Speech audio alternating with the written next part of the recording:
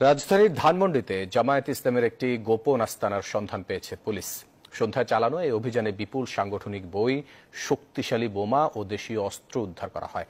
CTTC প্রধান মোহাম্মদ আসাদুজ্জামান জানান, সাম্প্রতিক সময়ে কোটা বিরোধী আন্দোলনে জামায়াত যে সহিংসতা ঘটিয়েছে তার পরিকল্পনা এই আস্তানা থেকেই হয়ে থাকতে পারে। গ্রেফতারকৃত ৩ জামায়াত নেতার দেয়া তথ্যের ভিত্তিতে এই অভিযান চালানো হয়। তবে অভিযানের সময় এই অফিস থেকে কাউকে গ্রেফতার করতে পারেনি সিটিটিসি। পুলিশের ধারণা, গোপন দরজা দিয়ে তারা সটকে পড়ে।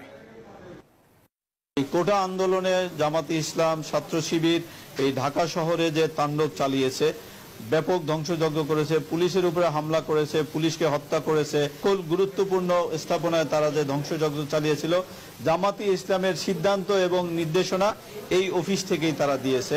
এবং এই কাজের জন্য যে সকল ফান্ডিং এর প্রয়োজন ছিল, তারা ফান্ডিং এই অফিসে রিসিভ করেছে এবং এখান থেকেই তারা ফান্ড ডিস্ট্রিবিউট করেছে বলে আমরা প্রাথমিকভাবে জানতে পেরেছি।